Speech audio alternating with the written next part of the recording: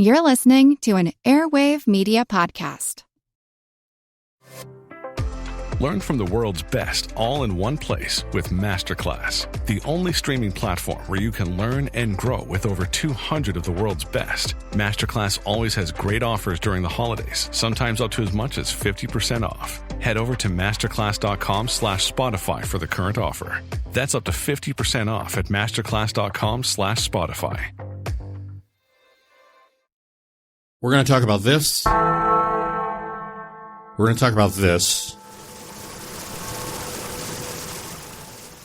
We're definitely going to talk about this.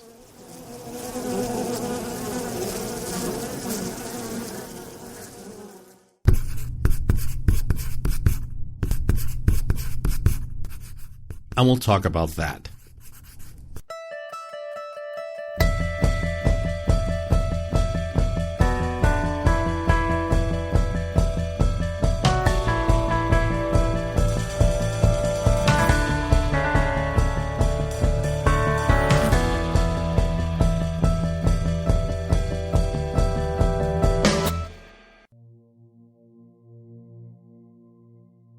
Pennsylvania's problem for a time was, well, Maryland.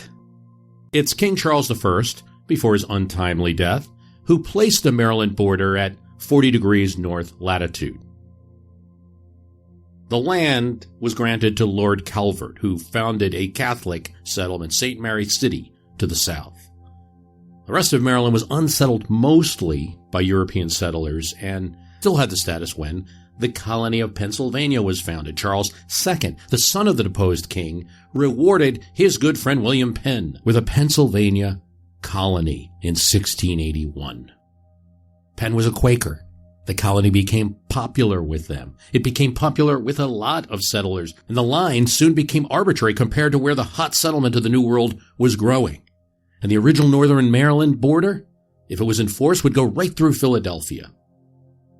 Another point not envisioned in the royal map room, Pennsylvania's new city had no direct access to the ocean, and the land that would connect the Delaware River that Philadelphia was situated on to the Atlantic was part of the colony of Delaware, recently acquired from the Dutch, still home the Dutch and Swedish farmers. And Pennsylvania wanted to be more in charge of its own defense and not rely on them. Well, they had the people, and Penn had the clout. The line is drawn 15 miles south between Pennsylvania and Maryland, 15 miles south of Lord Calvert's original charter. But to make it official, where this line actually was, both colonies agreed to bring in England's best scientists, Charles Mason and Jeremiah Dixon. But you didn't need Mason and Dixon to make the cultural line apparent. Pennsylvania and its Quakers, Maryland and its Catholics. Philadelphia became the largest city, of course. Baltimore was smaller, but like Avis car rental, was trying harder. German settlers helped the push, draining land, building canals, and it would become the biggest city between Philadelphia and Charleston. By the time of the Revolution, Baltimore's seaport was a hotbed of privateering, menacing British ships. Did a short stint as the national capital, home of Continental Congress. And what's more, with the Revolutionary victory, merchants in the city shook off British debts and began trading anew with all nations. The city grew, 14,000 people, about half of Philadelphia, and in 1790, largest in the American South and the key trader of flour international, while Philadelphia still dominated the domestic trades. Yet, for the farmers in Pennsylvania, particularly in the northern and western settled regions of the state, the Juniata River, there was only one marketplace for them, Philadelphia. It was 50 to 100 miles away for most farms. Difficult travel. So middle areas like Middleton or Harris Ferry, which would become Harrisburg, grabbed their flour and acted as middlemen and sold to the Philadelphia merchants at deep discount. In Sandy Stone, Pennsylvania, a German miller named Michael Kreider didn't think the status quo was good enough. It couldn't be good enough. He was making a meager living and doing very hard work, like most of the farmers in his area. He was a patron of the revolution. He helped finance the revolution in his area. But he lost a fortune during that war and was paid back only in worthless Continental. He still had debts to pay, and he aimed to pay them. But it seemed that all the mountains, rivers, and badly ditched wagon roads of Pennsylvania were against him. Everyone in Pennsylvania, the veritable breadbasket of the nation, at least this part of the nation, heard that Baltimore was paying top dollar from hungry European and Caribbean markets. But Baltimore, you can't get there from here. It's not like today. You're not just going to take a road. You're not just going to, we might have, they'd get in their horse and wagon. No. For some of these farmers, there still today doesn't exist roads through some of the mountains and where they were located. And by water, the rivers were full of rocks that would pull apart any vessel, particularly a vessel with a deep hull. Nobody liked the Philadelphia merchants. Ryder sure didn't like them. Paid little, barely enough for the travel, and their inspectors on top of that would flag and send back any flour with the least imperfection. That could force a farmer like Kreider to have to dump their entire winter's work into a river. Baltimore was 110 miles away by wagon from where Kreider was. And it was a 16-mile river ride in addition to a 20-mile wagon ride across the Black Log, the Shade, the Tuscarora, the Kittatinny, and the Blue Mountain. Treacherous and expensive. No single road exists, still does not exist today as of 2010, when I'm reading a wonderful book, Commerce on the Early American Waterways by Earl E. Brown. So it was either ruin your seacraft by water or ruin your pocketbook by land. The only one that won that choice was the Philly merchants. Kreider thought of another plan. He would build a new type of boat that was big enough to carry enough barrels to make the trip down the Susquehanna economical. The boat wouldn't have a standard hull, it would be flat. And the boat would not be an expensive one. It would be cheap enough to not bankrupt him before he started. The center would be a 75-foot pine log that he squared. Then 2 55-foot logs would be on either side. 4 more logs were attached to either of those side logs to reinforce. They were then mitred together. On this, he placed a large wood board that he ordered from a sawmill. 16 feet was the limit that a sawmill could do. What Kreider did, essentially, was build an ark.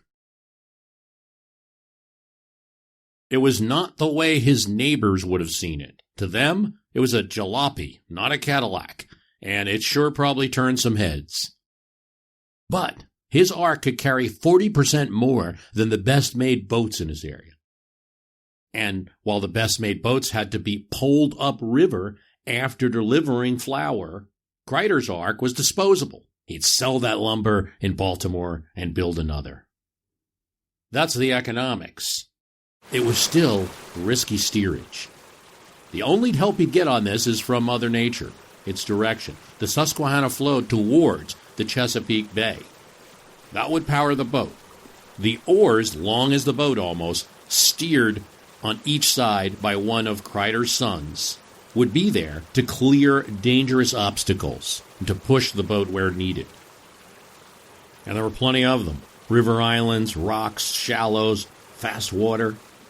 There wasn't a cabin in this boat. Its whole infrastructure was dedicated to flour. Just a small little walking space on either side and one for Michael in the back to steer. It was covered in a pitch pine roof. This is what the inspectors in either Baltimore or Philadelphia would have demanded. And it had a double hull on the bottom in order to prevent spoilage. A barrel, by the way, is a lot of flour, nearly 200 pounds of it, and his boat had 10 tons. And it wasn't even the limit of what it could carry. The first leg of the voyage was deceivingly easy, down the Juniata, slow and clear. Its gradient, the rate at which the river bottom declined, was at 9 inches per mile. Manageable, even as large as his ark was, but it was good practice. He was in the center calling out to Daniel and Israel at the oars. They entered the Susquehanna, 3 feet per mile versus 9 inches, faster, deeper gradient, 4 times as fast as the first leg, but still controllable. Past Middletown, where normally the boats would stop to unload their flour, get it on wagon to Philadelphia or sell it right there. But Kreider kept going. Word of the craft had already spread. So there was a group at the river shore at Middletown watching the strange thing. What kind of boat was this? It was larger than anything they would have seen. Such a long boat that looked like a floating house. And where was he going? There were no markets down there. Was he mad? You're going in the direction of Baltimore, but you have to go through the falls and the rapids and the rocks. They were pretty sure, the people in Middletown, this was the last time they would see Kreider's Ark again. Kreider was heading towards the Conwego Falls, 3/4 of a mile of rapids, and there were rocks almost designed to dig up holes. Not far from where 3 Mile Island was today began the hazards, but Kreider was happy, and he must have had some kind of knowledge. Line up the boat at this chestnut tree, etc. This passed for 18th century GPS to make sure the Ark hit the right spots in the water, stayed on the right bank to avoid a bunch of rocks on the other side, split on the left just at the right time to avoid same downriver. It was even more complex. Forward progress wasn't good. Every time the Ark's front had to be in the right place exactly at the right time, between the right pair of rocks, to make sure that when the water dropped and you weren't going to have steerage of your vessel, the end result would be clear. Future charts of the Conwego Falls give details of how a pilot would line up their craft to enter. Approaching the falls about halfway between Swatara Creek and 3 Mile Island, there was a rock sticking up out of the water. Raftsmen called such rock a pilot because the pilot guided on this rock. You might say, keep the big chestnut tree in the field and the barn on the hill in range before you come to the pilot. The tree and the barn probably were there on 3 Mile Island. And his use of the word range meant keeping the two lined up. Many boatmen today use this technique to get their craft in the right position. The water draws to the left at the pilot of Swatara. Look back over the Red Tavern and keep the hollow in the mountain in range.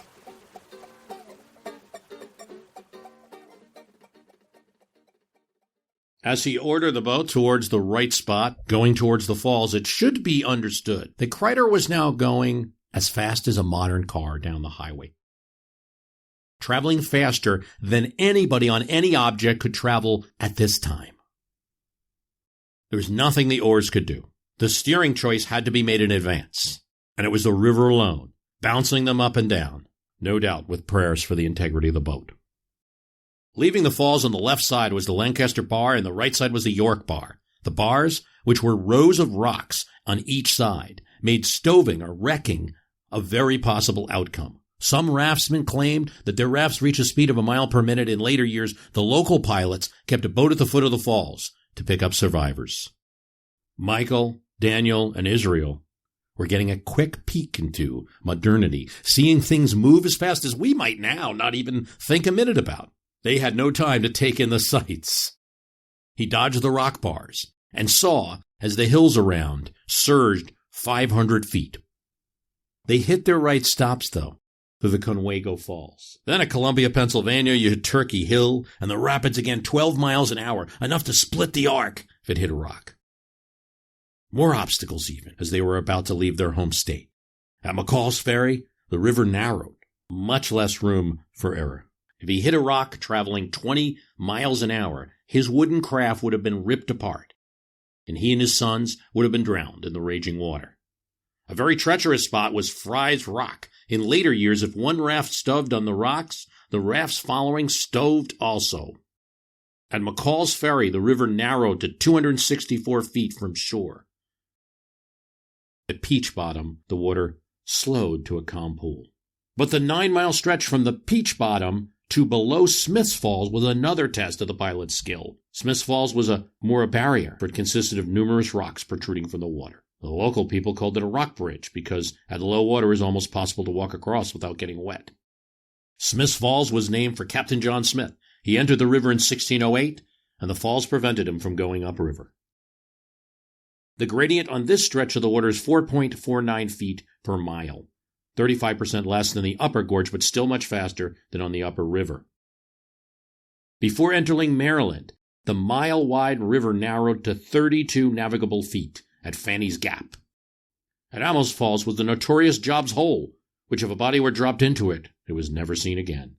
Beyond Fanny's Gap was Bald Friar Falls in Maryland, in which lay the infamous Hollow Rock that would take out many boats after the Crider's Ark. Why not his? It's not truly known. The story that we're relating and is relating in Earl Brown's excellent book is from oral histories, passed on oral histories. And newspapers would get Crider's name spelled wrong. They wouldn't get the full story right. Some luck, faith, skilled navigation of the boat, quick commands to a tight familial operation. All of this could be. A local historian speculated that Crider might have walked up the river the entire way, especially its tough parts, 39-mile walk, and took notes to write down specifically what he needed to do at each point in the river. So this was an innovation not only in river navigation, but in informational science, right? Even if that might have consisted only of a notebook. If he did such a walk, it would be 2 weeks of walking to map out 4 days on the river. Voila! He reached Havre Grace, where the river meets the bay. He sells his ark, and he uses the money from lumber to pay a shallop, a small ship for shallow water. And when the shallop reached Baltimore Harbor with the first waterbound flour ever from the upper Susquehanna, the merchants paid him $5 a barrel, twice the Philadelphia price, plus $1 a barrel extra for opening up a new source. After Crider's voyage, it took no time at all for the Susquehanna to be loaded with arks like his, built not to last, carrying pine roofs of upper river wheat, and also, eventually, whiskey, potatoes, lumber, in future years, coal down to Baltimore. Even New York State farmers figured out how to get into that action. They had their own problems with Albany merchants. Water was everything in American commerce, and everything in America today is influenced by it. Even some suggest our politics, right? That's certain. You know, look at maps of red and blue, and I think you're going to see something. The joke is made that Democrats like water, right? Is it really true? No. But it has to do with the settlement of the country being principally a maritime settlement or river settlements. New England was built on water, particularly what was under its surface. It was William Pitt the Elder who called it British gold. The millions, if not endless amounts, of this very common fish. John Cabot says there's enough fish in the region to not need nets. The fish could be taken in baskets. Heavy-bodied, large mouth, rounded snout, with the notable barbell on its chin, almost like a goatee. 3 fins, this kind of green or gray fish, had an upper jaw, and Pitt could be forgiven for thinking that it represented America's treasure. Well, at that time, the British America's treasure. Other regions of the world had cod, but nowhere had so much of it. And this was no secret. It wasn't something that the Pilgrims discovered, though the location of the fishery was a reason partially in the selection of the Massachusetts colony. Portuguese and Basque ships were in the region in the 1500s. They may not have gone to America, but they stayed months fishing in the region and then pulled their fish back. Vikings, too, were known to have come to this region, and there was a reason. These fish could last without refrigeration. When caught, the head was cut, the fish were gutted, split in half, and then salted. Then they were air-dried until they were hard. They could be stockpiled for months, some in good conditions for a year. They fed New England. More than that, they fed the British West Indies. More than that, they fed Caribbean colonies of other countries. They created a triangle of trade where in the West Indies, codfish was sold for molasses, what the New Englanders used to make rum. But in the Mediterranean, fish could be eaten on Fridays for Catholics, and the King of France even reduced the tax on dried codfish so that everyone could celebrate the holiday. Cod was deep in the American culture, deep in the Massachusetts culture. There's pictures of cod in the Massachusetts State House. It's on the coins. A codfish aristocracy grew in Boston and other towns.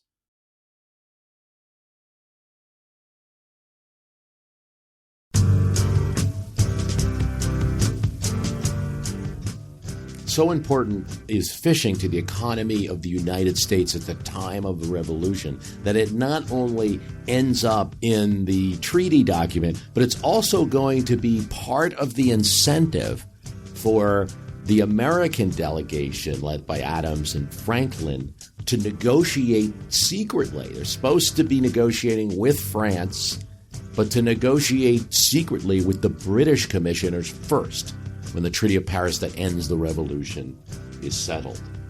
And that document, the treaty, has this language. It is agreed that the people of the United States shall continue to enjoy unmolested the right to take fish of every kind on the Grand Bank and on all the other banks of Newfoundland, also in the Gulf of St. Lawrence and all other places in the sea. I know it's hard to think of all this salted fish and then think that this leads to the career of Alexander Hamilton. But in an odd way, it does. It provides a critical foundation for him at his formative moment. And that is when, as a college student in 1774, Columbia University, fresh from the island of Nevis, he reads an anti-revolutionary, loyalist, pro-British article, Free Thoughts of the Proceeding of the Continental Congress, from a Westchester farmer. It wasn't written by a farmer at all. It was written by a reverend who was a loyalist and who lived in the city of New York. But the Congress, this farmer said, had misunderstood the colonies. Our feeble boycotts were nothing compared to the great power that is Britain. They'll simply be ignored. They'll find other trading partners. They command the sea. Prices will rise in New York, and we have no trade but that we can get under the protection of Great Britain. We have nothing to do with these men meeting in Philadelphia. We ourselves, not this Continental Congress, should petition Britain if we have grievances, if you want to do something. Work through our legal representatives, the New York Assembly. So said the Reverend Seabury, Anglican minister.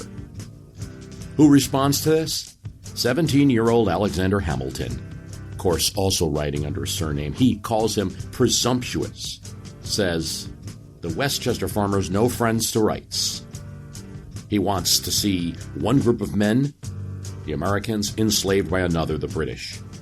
He endeavors, they say, to persuade us that it is a Christian duty to be plundered of all that we have, because some of our fellow subjects are wicked enough to desire it of us.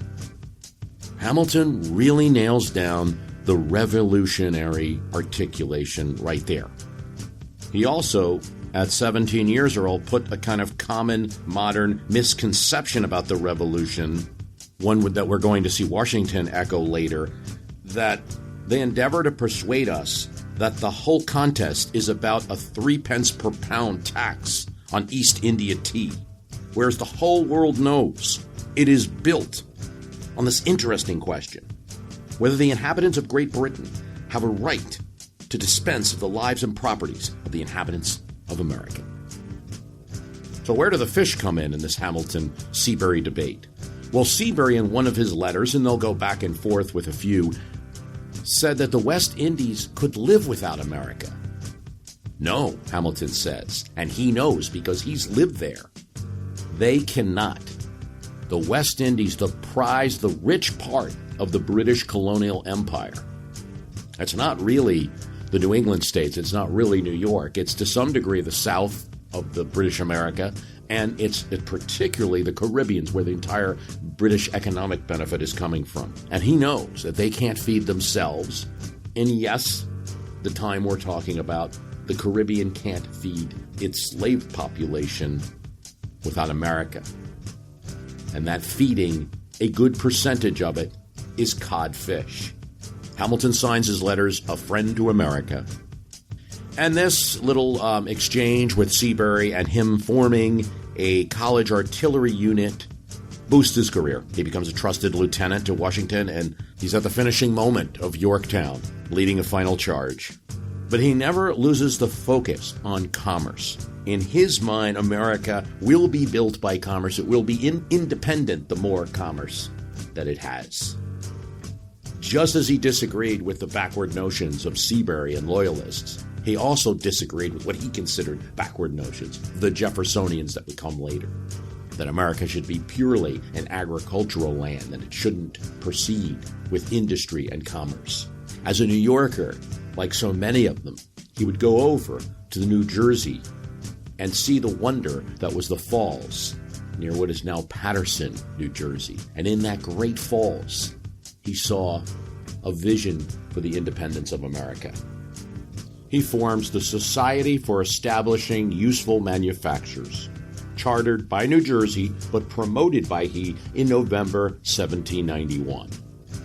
Hamilton said that his reputation was deeply concerned in the fortunes of the society. Really his project, he failed in it, with great help from the neglect of others, the money panic that greeted its commencement, and bad judgment and experience on the part of all. On paper, it was the first sizable industrial undertaking in the United States. At first, there were failures. No real industry formed. Some equipment that was purchased by the society was taken and moved to other locations. A lottery to support the project is postponed. Town lots are offered at lowered prices just to get anyone who will build a home. A generation later, Hamilton's hopes began to be realized. The War of 1812 convinced people that the country should be more self-sufficient. The Society of Establishing Useful Manufactures shared in the resurgence 10 years after Hamilton's death. Under the stimulus of war, the town of Paterson, New Jersey was flourishing beyond the most sanguine expectations. A schoolhouse and church were to be erected to serve the expanding population. Indeed, the Society for Establishing Useful Manufactures that Hamilton starts, exists in Paterson until 1945, when it's assumed by the town.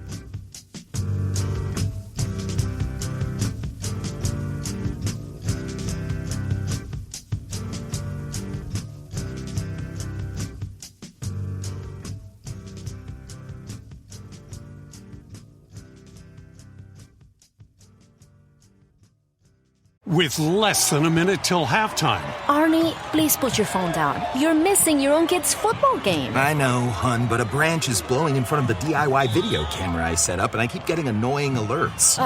The biggest fumble was not getting a local security pro to install Alarm.com. Alarm.com? How would that help? The Bensons have it. Their cameras filter out false alerts, but also detect trespassers and scare them away before they even get close to the house. How? Flashing lights, whistles. The camera even gives verbal warnings like, "Hey, you in the black jacket, in the driveway. This is private property. Leave now." Wow. Best of all, the Benson's Alarm.com system is professionally monitored, so they don't have to call for help in an emergency. Huh. I really could put my phone away. Yes! Touchdown! Let's get an Alarm.com system before the team goes to states. Alarm.com, your home field advantage. Visit Alarm.com to find an authorized service provider. In the last episode, we talked about the stock market crash of 1929. It seemed to be the defeat of a new era of commerce, of thinking that business had not ceased to be business at all, and that America was immune from any downturn or things like that. And it led incredible change, not all good, and the loss of fortune for many. Most of the events we'll be talking about in this episode happened well before that. But there's one event that happened 2 years before the stock market crash that is linked directly to early colonial times. 2 years before 1929, in New Bedford, Massachusetts, the John R. Mantra set out from port with 25 men. They would use lances and harpoons in the old style to snare whales. Its 3.5-month voyage represented the last of a whaler ship from New Bedford. And that was the end of 2 centuries of whaling by European settlers in the region. Hunting of mammoth beasts for their illuminating oil. Sperm oil used in lamp and candles. Of course, Native Americans in the region had been hunting whales for some time.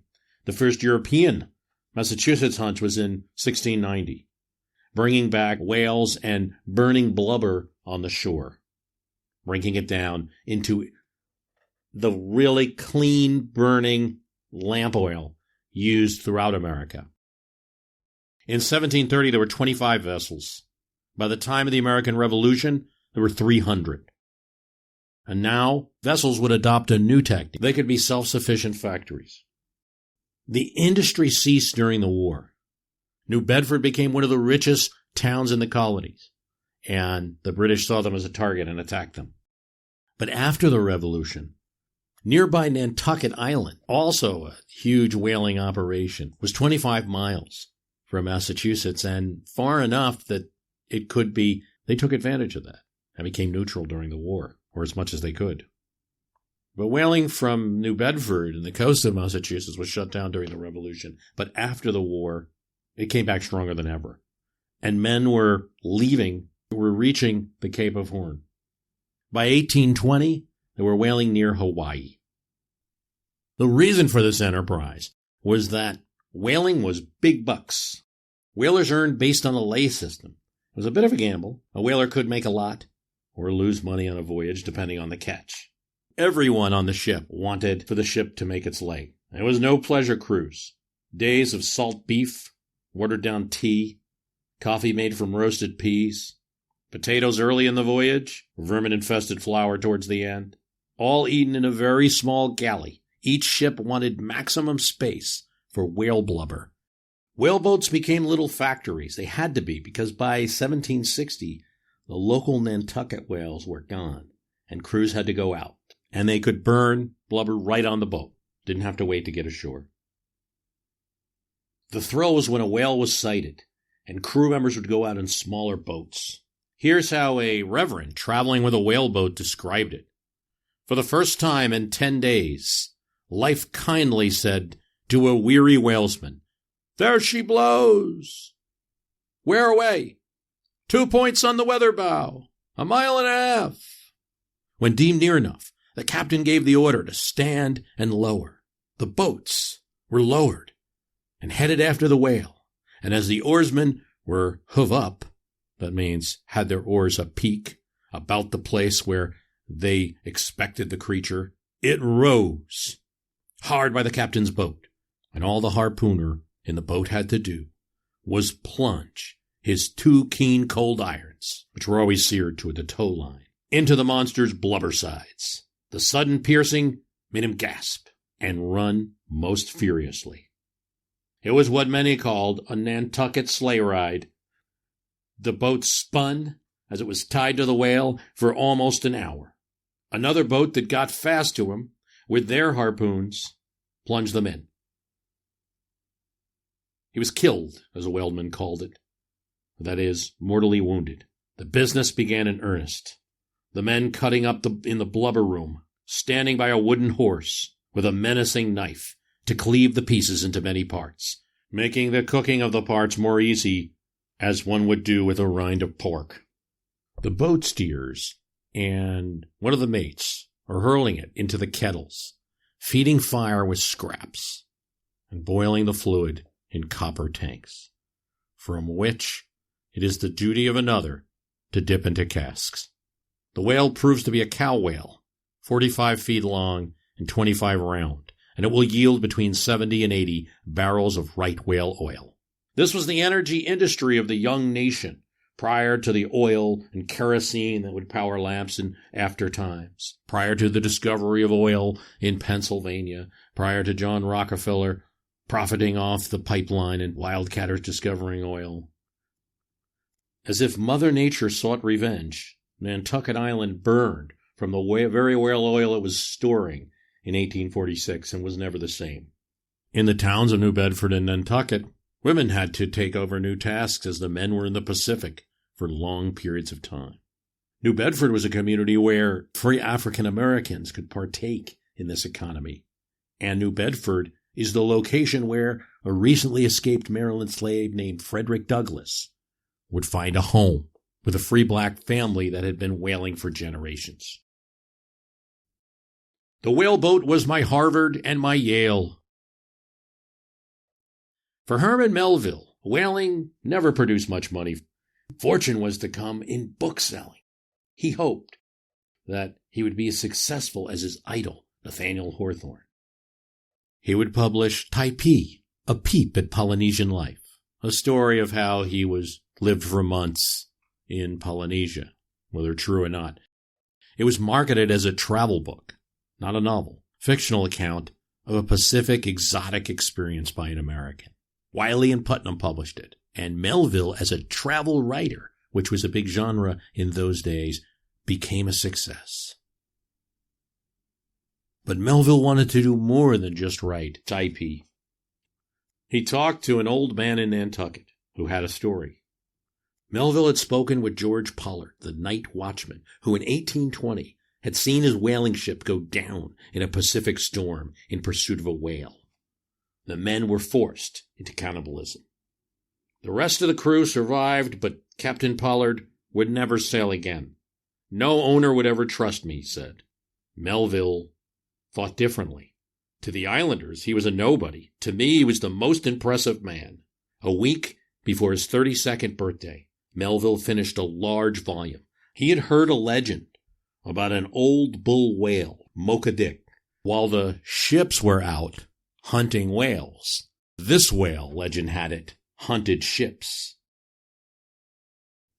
One friend was surprised. He turned the whale fishery into a romantic novel. He told a friend. About the whaling book, it is a strange sort of book, though blubber's blubber, you know. You may get a whale out of it. The poetry runs as hard as soap from a frozen maple, and to cook the thing up, one needs to throw in a little fancy, which from the nature of the thing must be unglorious and as the gambols of the whales. Yet I mean to give the truth of the thing in spite of this. Melville indeed had high hopes. His publisher, Harper & Brothers, printed 2,900 copies. One reviewer said it was vile oberdrubbing, and seamen don't talk like the sentences that Melville created. It sold just a few hundred copies. In 1851, a warehouse holding Melville's books, including Moby Dick, would suffer a fire. Almost all the copies of his books were burnt. But few noticed. Melville would earn the living for most of his life, not as an author, but as a customs inspector. Whaling and fishing, commerce by water, shipbuilding and trading, transport, hauling, dock work. That is how Americans in the most populated, richest area of the country earned their keep. And more than that, funded the resistance, and provided the rationale of independence. Much like Melville's story, this is a series where I'm kind of out there setting my whaler off and hunting that whale. I have a beginning part for the series, but the Ark of Commerce series is not one where it's clear where it's going to go. But I hope you'll stay with me. One thing I do know, that I've spent so much time talking about American politics and American history that I wanted to add in some of the commerce, because I really feel that it's a missing part in American history. Maybe it's boring to some. Maybe we don't like to think about our work, right? But it's how we spend most of our days. And that's true of historical figures, too. It isn't like the Minutemen and the Redcoats just waited around for a revolution to happen and engaged in a fight, right? George Washington even, he had a flower business and commerce. Commerce is essential to history. I think we're going to increasingly see that it's not just a side act in politics, but driving politics and American history and life. The American Revolution, for instance, the event that creates the country, was rooted in commerce. It could have very well been no more than a commercial event. At the time of the First Continental Congress, it was about protesting. It was about boycotts, non-importation. Here's what the First Continental Congress that meets in Philadelphia, Carpenter's Hall, 1774, to protest what's going on with various acts of Parliament. That from the first day of December next, we will not import into British America from Great Britain or Ireland any goods, wares, or merchandise whatsoever, or from any other place any such good wares or merchandise as shall have been exported, nor any molasses, syrups, coffee, or pimento from the British plantations or from Dominica, nor, big sacrifice here, wines from Madeira or the Western Islands, nor foreign indigo. that such owners of vessels will give orders to captains not to receive any goods. And the First Continental Congress does more. Pretty high goals here. We will use our utmost to improve the breed of sheep and increase the number. We will kill them as seldom as we may. Nor will we export them. We will encourage frugality, economy, industry, and promote agriculture. And take this, England. We're going to discourage every species of extravagant and dissipation, especially all horse racing, gaming, cockfighting, plays, and other expensive directions. Party poopers, that First Continental Congress. But you see that the American Revolution is rooted in using commerce as a weapon. But if you do make these decisions of non-importation, you have to create some system to monitor it. And this really sets up the United States government. A committee be chosen in every county, city, and town by those who are qualified to vote for representatives, whose business it shall be to observe the conduct of all persons through this association. And those who violate will be published in the gazettes, known as enemy to the liberty of the country, universally condemned, and they will break off all dealings with him or her. Equal rights when it comes to ostracizing, I guess, right? Congress, Philadelphia, 1774. And obviously there's more. These are measures that George Washington at this time supports. Brian Fairfax, a neighbor and friend, didn't think Virginia should join these non-importations just because, Massachusetts is having problems. It's too provocative, the idea of a boycott. Too difficult to implement. Why not just send another petition? George Washington responds to Fairfax. I would heartily agree with your sentiments, provided there was the most distant hope of success. But have we not tried this already? Do they deign to even look at our petitions? Still, Fairfax urges restraint. He said the majority of Parliament were reasonable, though erroneous. A mild behavior contributes to a reconciliation in any dispute between man and man. Washington continues the argument. For, sir, what are we contending against? Is it against paying the duty of 3 pence per pound on tea? Because it's burdensome? No, it is the right we have always disputed. As Englishmen, we could not be deprived of our rights. The Parliament have no more right to put their hands in my pocket than I do to put my hands in yours. Fairfax didn't agree, but he and his county did select Washington as their delegate to Virginia's Assembly and then to the Continental Congress, along with Peyton Randolph, Patrick Henry, Benjamin Harrison, Richard Henry Lee, and others. Tea is important, and the tax on tea is important, but as Washington gives you an illustration of there in his letter to Fairfax, it's not just about that. The Iron Act is one of those disturbing controls of Parliament, but it's not talked about as much as tea. New furnaces in British North America were not permitted. What furnaces existed, export product, were not to be sold beyond the British Empire. This limited tool production, industrial production. It limited America's growth from entering the industrial age. It could only buy things from the mother country. More coin set abroad. More debt. Small wonder why George Taylor, a furnace owner, and James Smith, owning part of a foundry, signed the Declaration. And why militias were supplied enthusiastically across the nation by colonial furnaces. Brief American attack of Canada supported by a Canadian who owned an ironworks and fled after Montgomery and Arnold were defeated in Quebec. We spoke about the Molasses Act, aimed at New England trade, navigation acts, restrictions on shipbuilding, restrictions on the sales of lumber. The good thing, like your American resources, can go to Britain, but you can't make ships and sell them abroad. Thomas Paine's line in Common Sense, we should be no forwarder under these laws, 100 years hence, in that we are now. And worse, because the timber of our country is rapidly diminishing. Tar, timber, and iron are the natural produce of this country.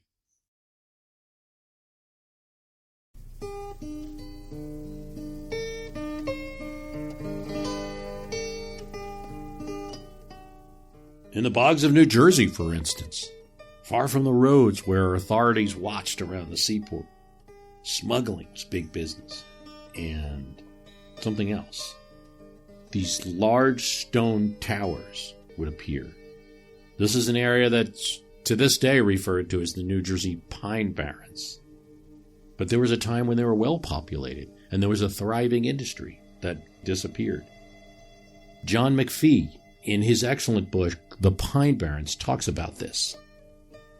Most of the now vanished towns in the pines were iron towns, small precursive Pittsburghs in every part of the forest, where fine grades of pig and wrought iron were made. One of the geological curiosities of the Pine Barrens is that rainwater soaking down through fallen pine needles and other forest litter takes on enough acid to leach out iron from the sands below.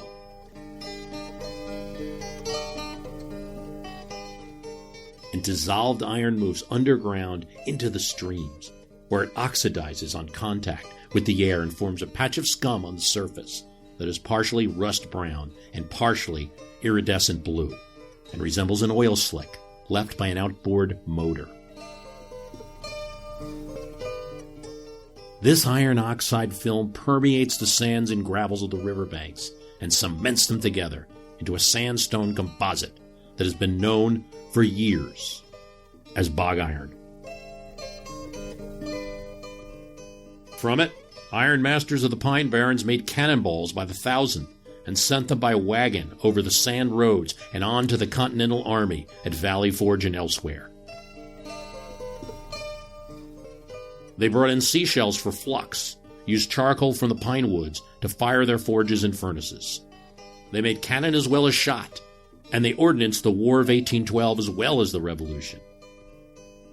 The furnaces of the Pine Barrens were started up each year in the spring when the ice was gone and turned the water wheels that powered giant bellows, which kept the furnaces in blast until winter froze them out.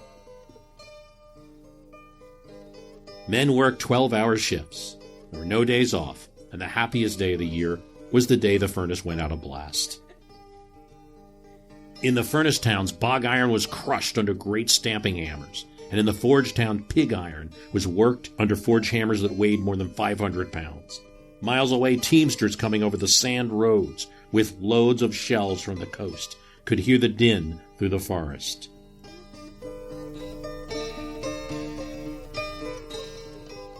Martha Furnace was built in 1793, a few miles southeast of Jenkins. The furnace has long since collapsed, and a large earth-covered mound remains where a high double-walled pyramid of bricks once stood.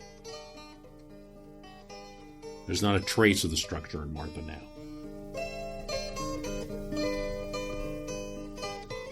Caleb Earl, a company clerk in a furnace town called Martha, kept a semi-official diary. January 4th, 1809. Frost stopped. Furnace wheels several times. January 7th, 1809. Ore teams hauled today. Blew the furnace out at 8 o'clock. All hands drunk. April 20th, 1809. At 25 minutes past 2 o'clock, put the furnace in blast. Delaney and Cox fillers. Hedger putting in the ore. Some of the iron workers were indentured servants. Some of them had been English criminals. Most were not indentured.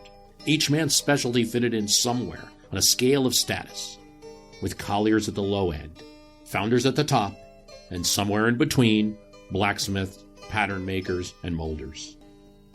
July 28, 1809. Molders all agreed to quit work and went to the beach. July 30th, 1809. Molders returned from the beach. J. Ventling drunk and eating eggs at the slitting mill. Josh Townsend wanting to fight J. Williamson. Furnace boiled and metal consolidated in the gutter. July 31st, 1809. Molders all idle. August 1st, 1809. This month begins with good weather. Molders commenced molding for the first time since they came from the beach. Doesn't look like the work ethic, was always there.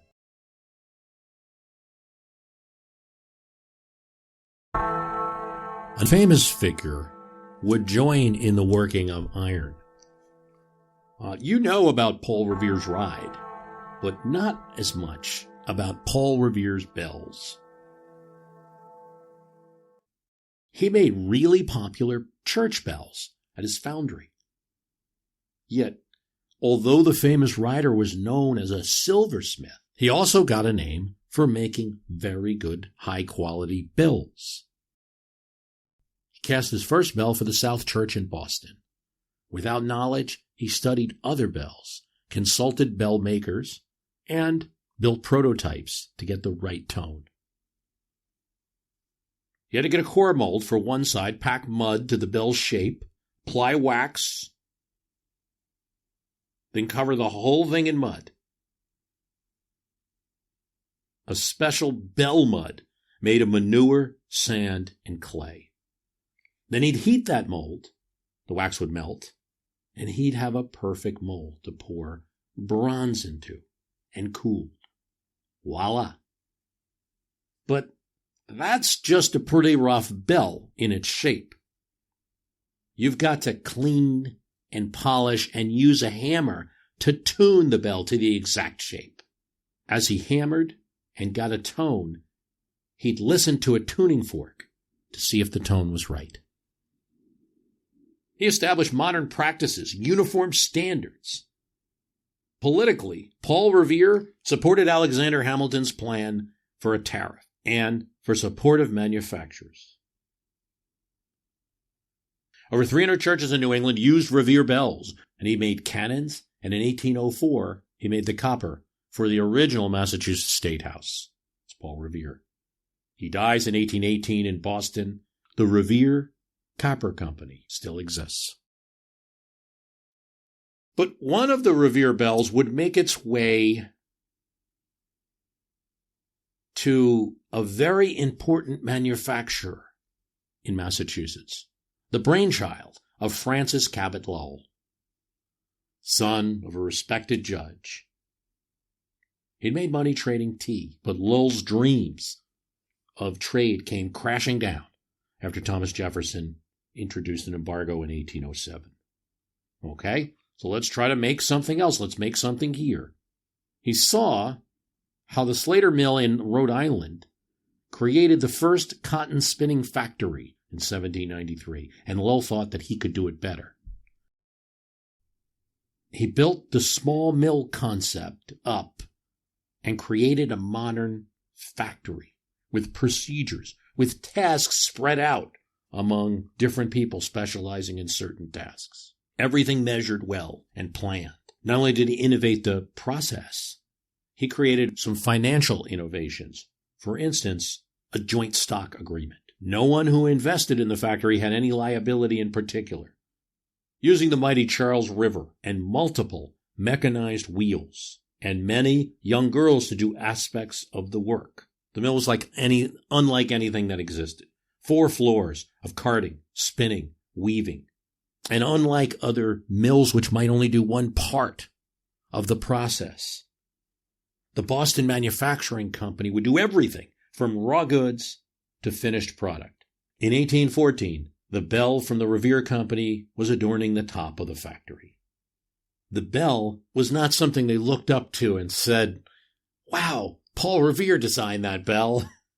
No, it regulated their lives. When the bell rang, that's when you had to be at work. Women were working there, were putting in 12 hours a day, sometimes 14 in the spring and summer, 5 a.m. to 7 p.m. 2 hours before breakfast, quick breakfast, 45 minutes for lunch, a supper at 7 p.m., after work was done, and then some activities, and sleep. Here's a poem that one of the girls wrote. "Hark, don't you hear the factory bell? Of wit and learning 'tis the knell. It rings them out, it rings them in. Where girls they weave, and men they spin. Hark, don't you hear the picker hum? It would a deaf and dumb man stun. Sounds like the wailing of the damned, who in the lowest hell are crammed." But the factory did put together women that otherwise might be alone in farms, and they would read, they would talk, discuss books. There was even a newsletter for the factory. The Lowell Offering was organized by a local reverend, where that poem and other things appeared. In 1830, they'd do something else. They'd strike for wages. The economic depression, the Boston Manufacturing Company reduced wages. Within a few days, it failed. In 1836, when their rents, what they had to pay to the factory, were upped, in effect a wage decrease, they struck again, and 1,500 girls walked off their jobs. A remarkable recorded moment was when a girl of 11 stood on a pump, declaring it was their duty to resist and everyone must join the strike. The managers were shocked. The rent strike worked, and it was rescinded. The Lowell Female Labor Reform Association was started in 1845 and had 500 members. They tried to earn a 10-hour workday, but failed to get the state legislature to approve it. But the publicity got the Lowell Boston Manufacturing Board to reduce the working hours 1/2 hour. In 1853, Massachusetts established an 11-hour working day. Not quite the 10 they were looking for. It's not unusual that politics and molten metal would mix. Politics and industrial production would mix. Without the factory, there would be no association, right? People on farms with their family don't need to protest the wages. I'm sure they protest individually. So there's a connection between politics and commerce that must be seen. Commerce creates the universe that the politics live in. One of the greatest water commerce innovations in American history took place because, at least partially, of a letter from prison.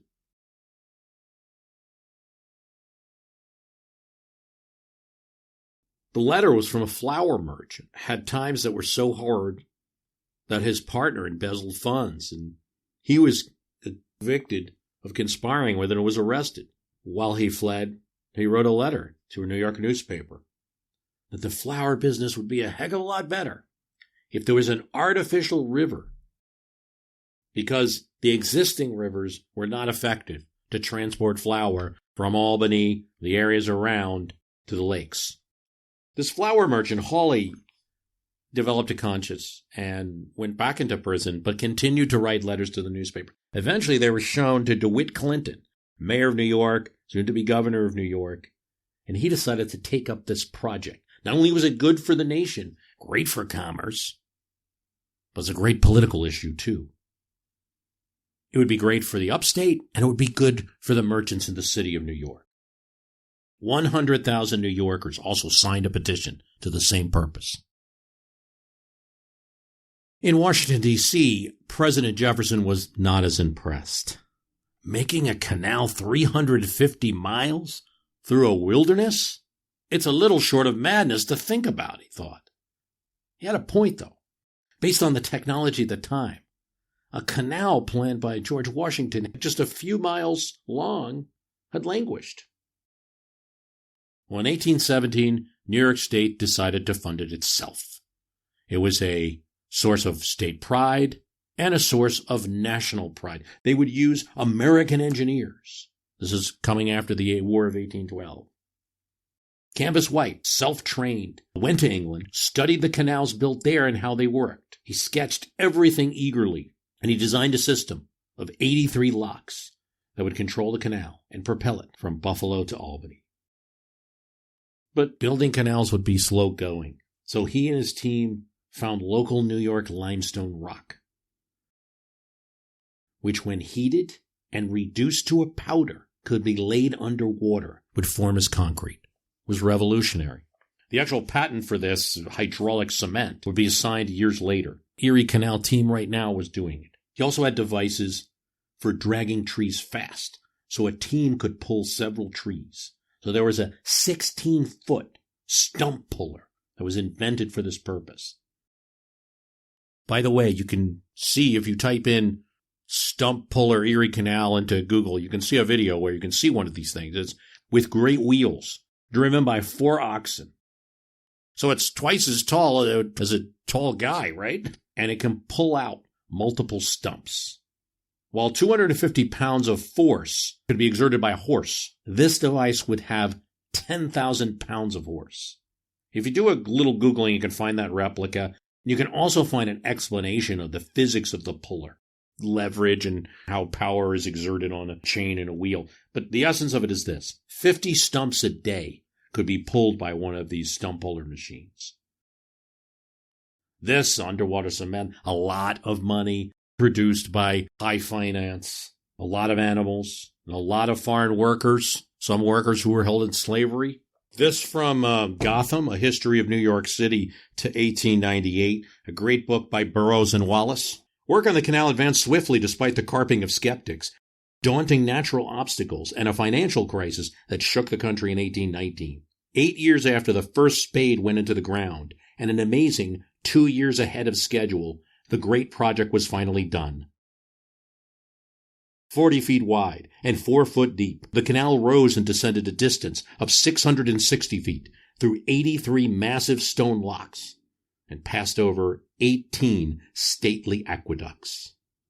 On October 26, 1825, in Buffalo, Governor Clinton and assorted dignitaries boarded a flat-bottomed canal boat, the Seneca Chief, to begin a triumphal aquatic procession east to Albany and down the Hudson to the New York harbor.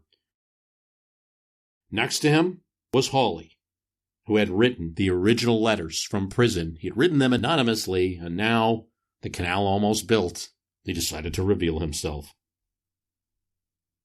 Within a year, Erie boatsmen were steering 42 barges a day through Utica, bearing 1,000 passengers, 221,000 barrels of flour, 435,000 gallons of whiskey, and 562,000 bushels of wheat. Shipping costs from Lake Erie to Manhattan plummeted from $100 a ton to under $9. A few more years of this brought the annual value of freight transported along the canal up to $15 million, double that reaching New Orleans via the Mississippi. By mid-century, the figure would approach $200 million. Enough money would be collected in tolls, nearly $500,000 the first year alone, to repay the cost of construction and help subsidize an additional 600 miles of canals all over the state in the next 15 years. Its success inspired a frenzy of digging elsewhere in the country, and a burgeoning network of canals between western waterways and the Great Lakes drew more distant agricultural regions into the city's orbit. Ohio by 1830, Indiana by 1835, Michigan by 1836. Produce and timber that once rafted southward along the Ohio River now reversed course and headed east towards Manhattan. So New York became huge because of its backdoor waterway that no other seaboard city could claim. So it's going to sail past Philadelphia. It also helped to create an American independence, to strengthen the economy in a way that would be hard to challenge again. David G. Hackett, a history professor, actually suggests that the new economy helped to bring ideas down the canal as well.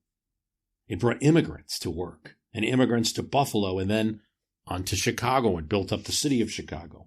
It should be no surprise that some movements, some of them quirky, some of them great, had their essence along this canal.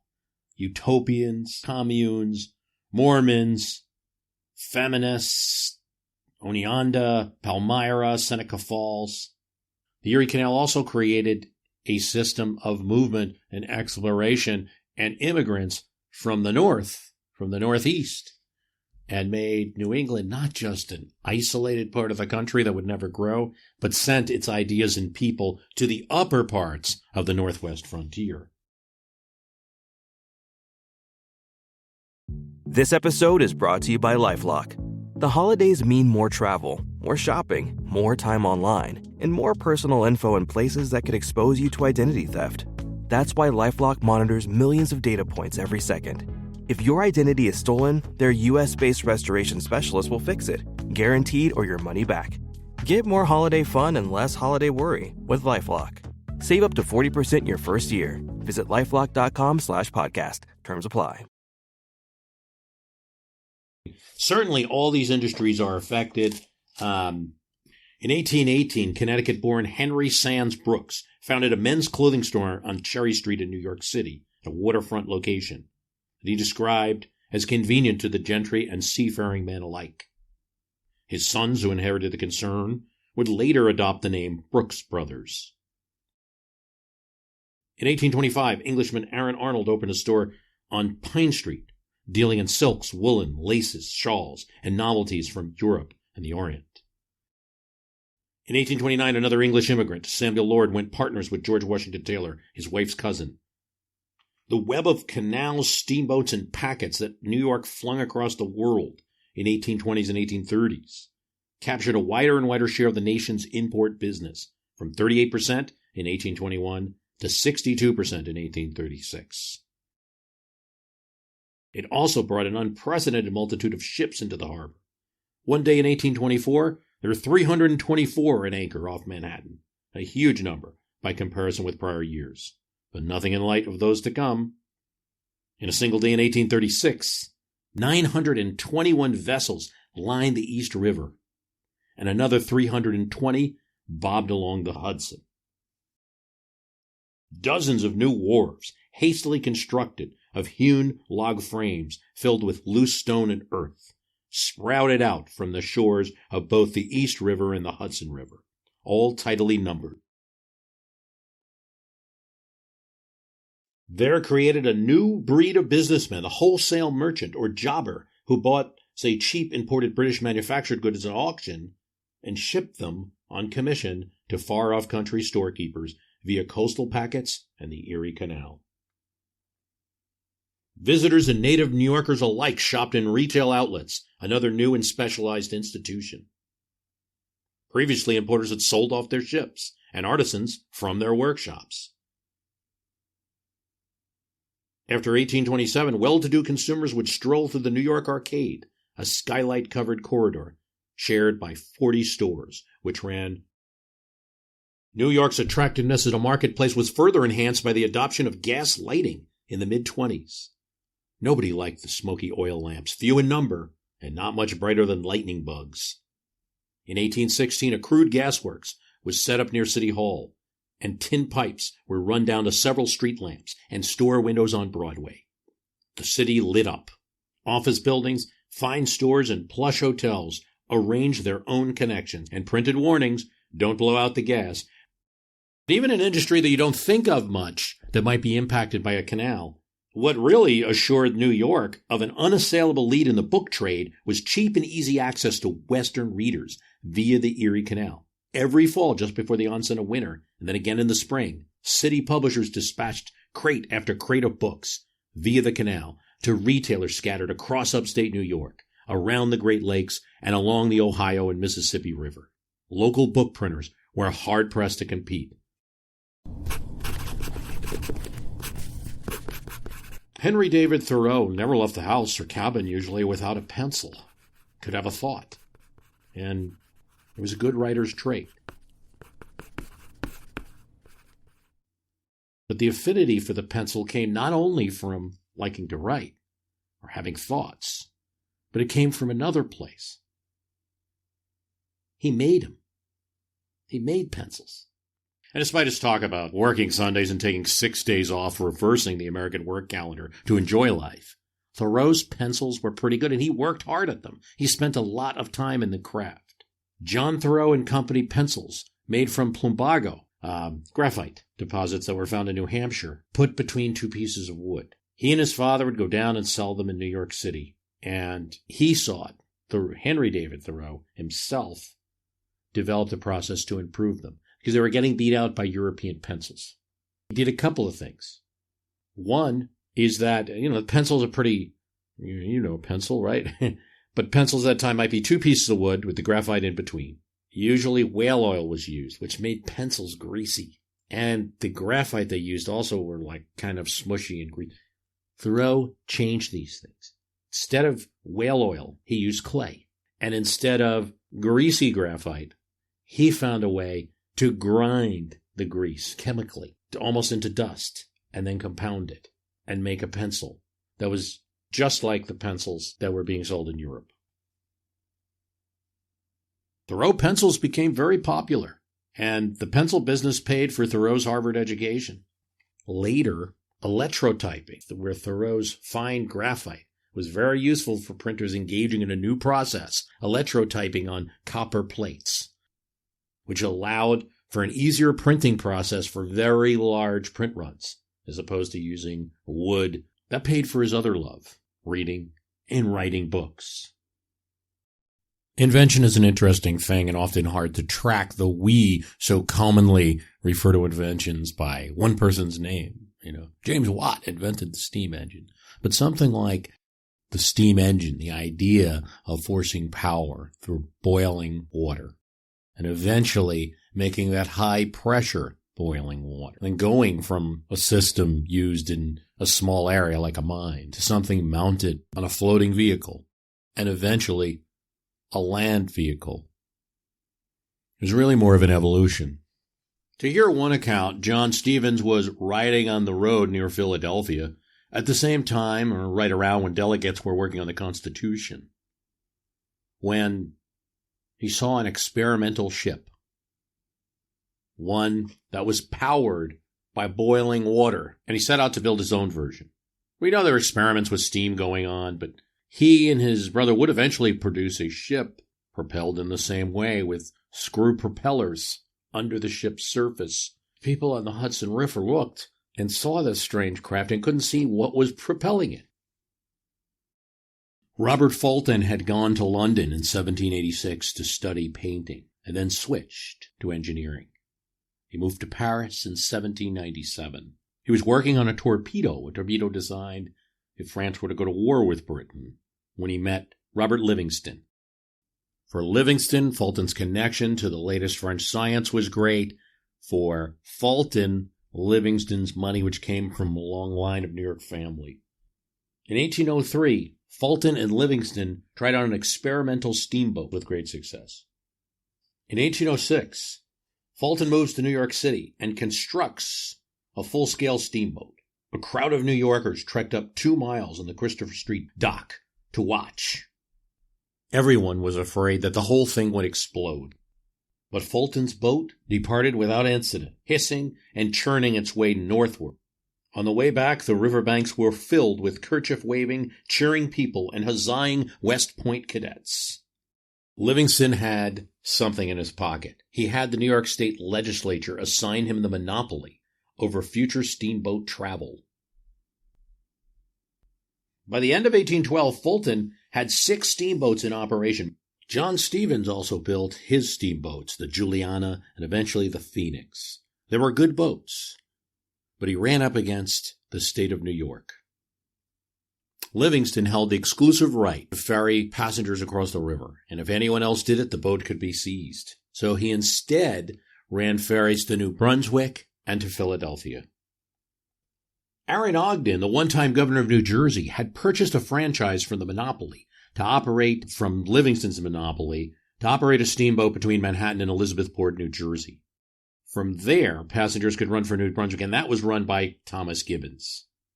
Gibbons didn't need a New York franchise, but in 1818, Gibbons and Ogden had a falling out, and Gibbons decided to run his line all the way to New York, in direct competition with Ogden and in defiance of the monopoly.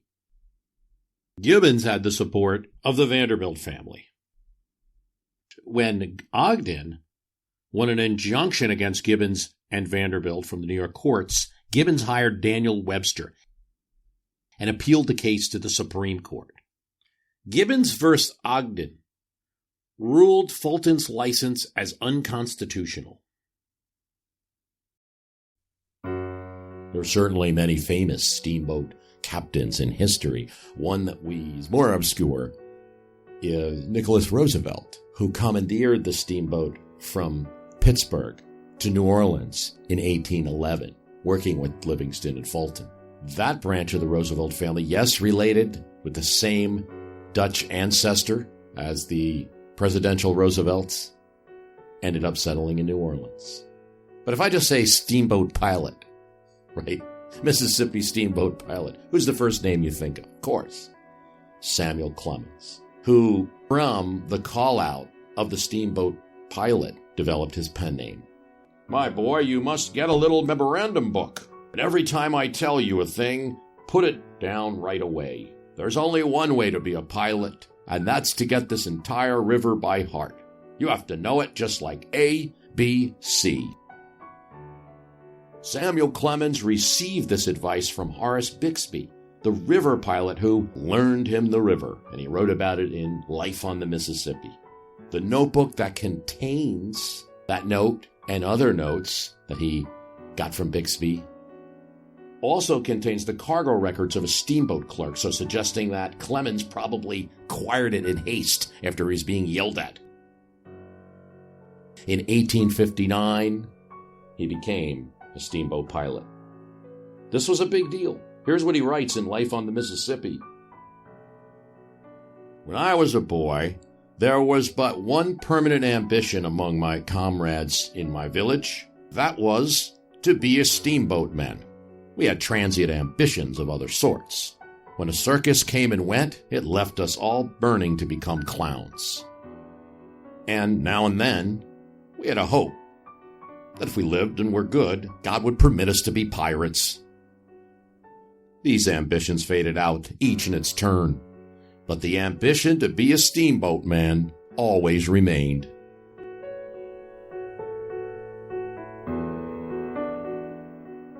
Once a day, a cheap, gaudy packet arrived, upward from St. Louis, and another downward from Keokuk. Before these events, the day was glorious with expectancy. After them, the day was a dead and empty thing. Not only the boys, but the whole village felt this. After all these years, I can picture that old time to myself now, just as it was then. The white town drowsing, streets empty, or pretty nearly so.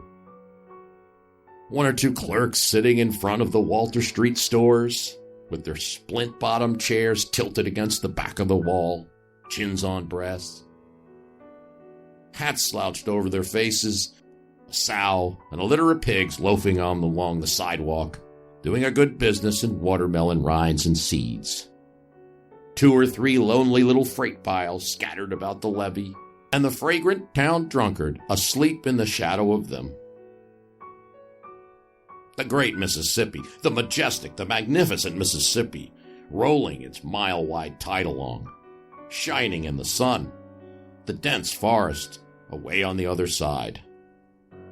Then, a film of dark smoke appears above one of those remote points, and instantly a drayman, famous for his quick eye and prodigious voice, lifts up the cry, "Steamboat a-comin'!" And the scene changes. The town drunkard stirs, the clerks wake up, a furious clatter of drays follows, every house and store pours out a human contribution, and all in a twinkling, the dead town is alive and moving.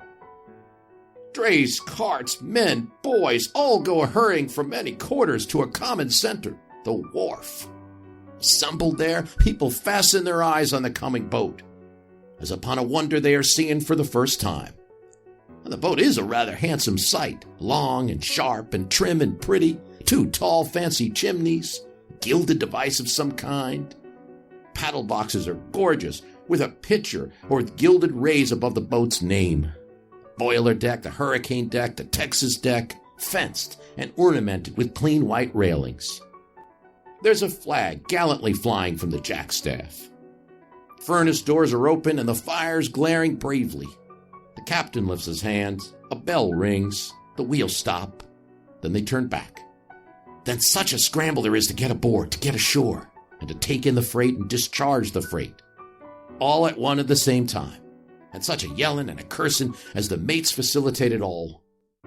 10 minutes later, the steamer is underway again, with no flag on the jackstaff and no black smoke issuing from the chimneys. After 10 more minutes, the town is dead again, and the town drunkard asleep by the skids once more.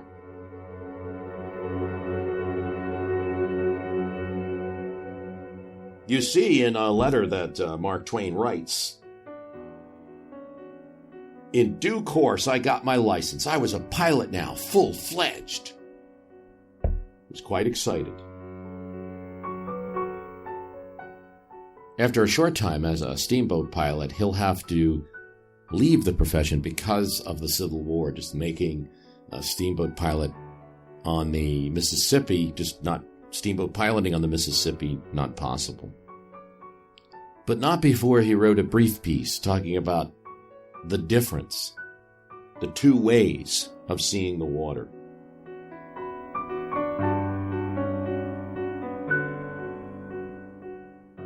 There were graceful curves, reflected images, woody heights, soft distances, and over the whole scene, far and near, the dissolving lights drifted steadily, enriching it every passing moment with new marvels of coloring. I stood like one bewitched. I drank it in. A speechless rapture. The world was new to me, and I had never seen anything like this at home. But as I have said, a day came when I began to cease from noting the glories and the charms which the moon and the sun and the twilight wrought upon the river's face. Another day came when I ceased altogether to note them. Then I should have looked upon it without rapture. Inwardly, in this fashion, I should have commented on it. This sun means we're going to have wind tomorrow. That floating log means the river is rising. That slanting mark on the water refers to a bluff reef, which is going to kill somebody's steamboats one of these nights, if it keeps stretching out like that. Those tumbling boils show a dissolving bar and a changing channel there. The lines and circles in the slick water over yonder are a warning that the troublesome place is shoaling up dangerously. No, the romance and beauty were all gone from the river. All the value any feature of it had for me now was the amount of usefulness it could furnish towards compassing the safe piloting of a steamboat. Since those days, I have pitied doctors from my heart. What does the lovely flush in a beauty's cheek mean to a doctor but a break that ripples above some deadly disease?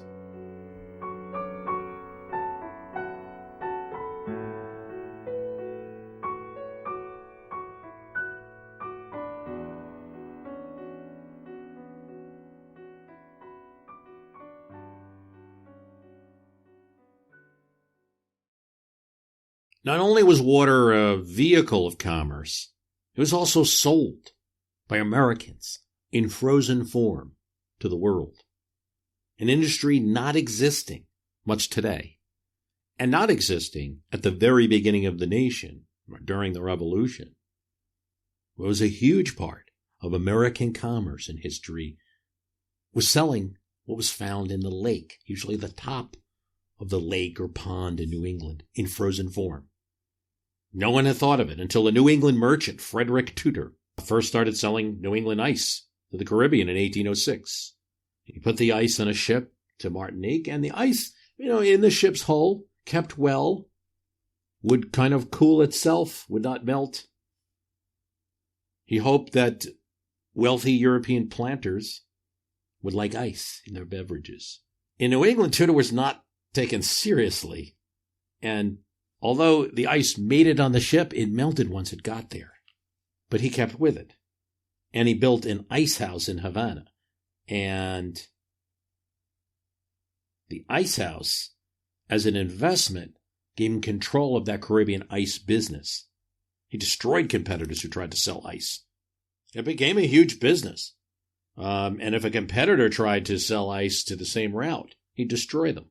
He'd lower their price till they were gone. His ice houses gave him a competitive advantage. He sold not just to the Caribbean, but to South Carolina, Georgia, Charleston, and Savannah. In the 1820s, New England, mostly Tudor, was shipping 3,000 tons of ice out, a product that wasn't even a product before. To accommodate the amount of ice, Tudor developed a horse-pulled ice cutter that could pull out larger supplies of ice from deeper in the ponds. By the 1830s and 1840s, Tudor was selling ice to Australia and Calcutta, India. Ice also became an agent of change.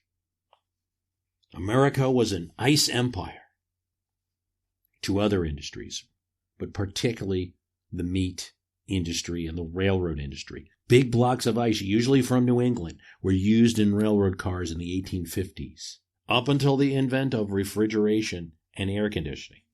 In fact, the early air conditioning systems did depend on the availability of such ice. One of the first recipients of air conditioning this way was the dying President James Garfield, who during his attempted recuperation in Long Branch, New Jersey, was cooled with a device using sheets of cotton fabric, continuously cooled by being dipped mechanically in ice water, with a fan blowing air through. It used 500,000 pounds of ice. But for the revered president, no expense was spared. During the time that he was in Long Branch, prior to his death, 500,000 pounds of ice were used in the cause of trying to save the revered president. Now, we've talked prior to this about commerce in New York City and the canals that would lead out. Commerce occurs, but is quite different, and goods are quite different in areas that are less traveled. I love William Monk's book. His book is called A History of Southern Missouri and Northern Arkansas, being an account of the early settlements, the Civil War, the Ku Klux, and times of peace. Now, it's mostly about Civil War and Reconstruction, but he does in there give you an idea of commerce in a newly settled wilderness land. The country at that time abounded in millions of deers, turkeys, bears, wolves, and small animals. I remember as my father was moving west, and after he had crossed Whitewater, yes, the same Whitewater you know, similar area, near what is known as Bullinger's Old Mill, we could see the deer feeding on the hills like great herds of cattle. And wild turkeys were in abundance. Wild meat was so plentiful that settlers chiefly subsisted upon the flesh of them until they could grow some tame stock, such as hogs or cattle. The country then was almost a land of honey. Bees abounded in great number, and men hunted them for the profit. Honeydew fell in such quantities as to completely kill the tops of the grass where it was open. I have known young turkeys, after they were large enough for use, to have their wings so gummed with honeydew that they could not fly out of the way of a dog. And I have known lots of them to be caught with dogs when they wanted to use their wings. There was no question in regard to there being honey when you cut a bee tree. When my father first located, beeswax, peltry, and fur skins almost consisted the currency of the country. When men would make a contract to deliver any amount or number of pounds of beeswax, and within a given time, especially in the fall of the year, they would either take a yoke of cattle or 2 horses and wagons, and with their guns and camp equipment, go out to the settlements into what was termed the wilderness and burn bee comb. In a short time, the bees would be working so strong to the bait that they could scarcely course them. In the morning, they would hunt deer, take off pelts until the deer would lie down, and then they would hunt bees until the deer could get up to feed it in the afternoon, when they would again resume their hunt for deer. After they found a sufficient number of bee trees and marked them, the morning following, they would go out and kill nothing but large deer, case skin them until they had a sufficient number of hides to contain the honey that they expected to take from the trees. They'd take the hides to the camp, tie a knot in the 4 legs of the hide, take dressed buckskin and a big awl, and roll the hide of the neck in about 3 folds. Run 2 rows of stitches, draw it tight, and then go to their wagons for the ridgepole and hooks already prepared. Knot the hind legs of the skin, hang them over the hooks, take their tub, a knife and spoon, and proceed to the trees. There they would stop their team a sufficient distance from the tree to prevent the bees from stinging the animals. They'd cut the tree, take out the honey, place it on the tub, and when the tub was filled, carry it to the wagon where the hides were prepared, empty their tubs into deer skins, return again to another tree, and continue cutting until the hides were filled with honey. And then they would return home. The labor of the women then commenced. They would proceed to separate the honey from the beeswax, pouring the honey into hogshead, kegs, or barrels prepared for it, and running the beeswax into cakes, ready for the market. You know, And I never got from William Monk's story exactly what they did to avoid them getting stung by the bees, but I assume they had some tricks. Either that or they just took it. Here's what he says about the country, too. Those pioneer settlers took a great interest in each other's welfare, and the different settlements met together from a distance of 15 to 40 miles and adopted rules and customs, binding each other to aid and assist in helping any person who was met with any misfortune in the way of sickness or other causes that might occur. I must say that there was more charity and real religion practiced among those pioneer settlers, although many of them were looked upon as being crude and unlettered. There was a great deal of sickness among the streams, especially chills and fever.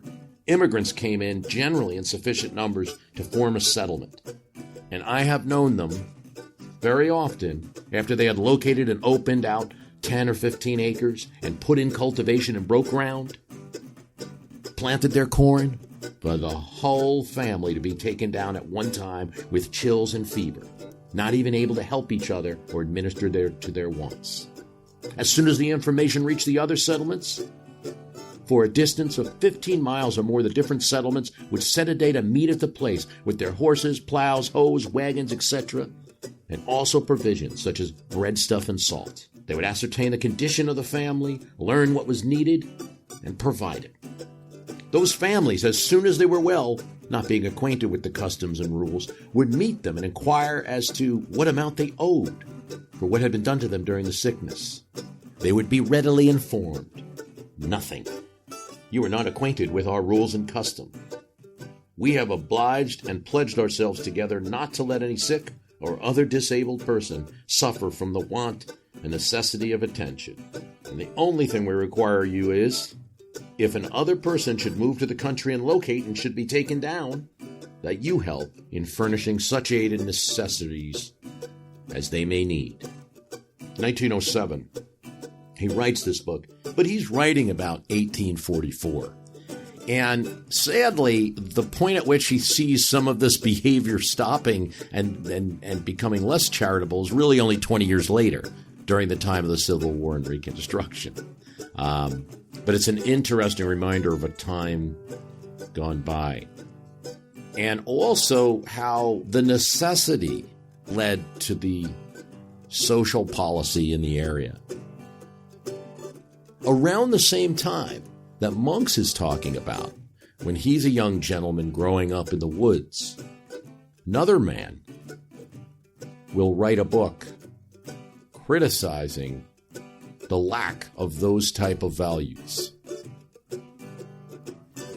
For Henry David Thoreau, it was a little bit different than William Monk's. He wasn't in a wilderness area because he was settling in it. He was in a developed area, and he was in a wilderness of it consciously. He had settled in a cabin that he acquired from Ralph Waldo Emerson, his poet friend, on Walden Pond. And there,